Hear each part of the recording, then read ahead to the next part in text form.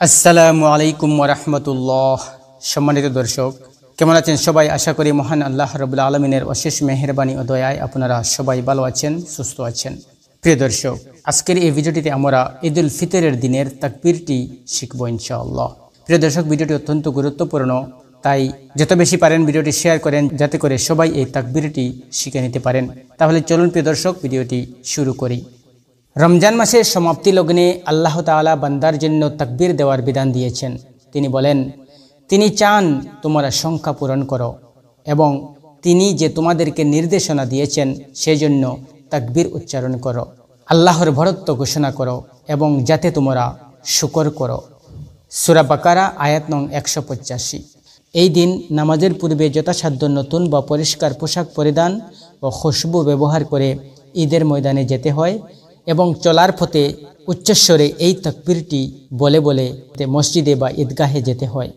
তাকবীরটি হলো আল্লাহু আকবার, আল্লাহু আকবার, আল্লাহু আকবার, লা ইলাহা ইল্লাল্লাহু, আল্লাহু আকবার, আল্লাহু আকবার, ওয়ালিল্লাহিল হামদ।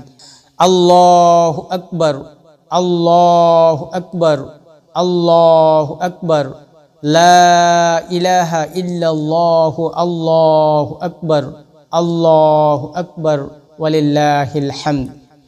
আল্লাহু আকবার, আল্লাহু আকবার, আল্লাহু আকবার, লা ইলাহা ইল্লাল্লাহু, আল্লাহু আকবার, আল্লাহু আকবার, ওয়ালিল্লাহিল হামদ। এই তাকবীরটির অর্থ হলো আল্লাহ মহান, আল্লাহ মহান, আল্লাহ মহান, আল্লাহ ছাড়া কোনো সত্য উপাস্য নেই।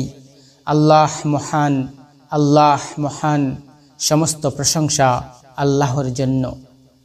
মহান আল্লাহ রাব্বুল আলামিন যেন আমরা সবাইকে ঈদুল ফিতরের নামাজ আদায় করার তৌফিক দান করেন এবং বেশি বেশি করে এই তাকবীর পাঠ করার তৌফিক দান করেন। ওমা তৌফিকি ইল্লা বিল্লাহ।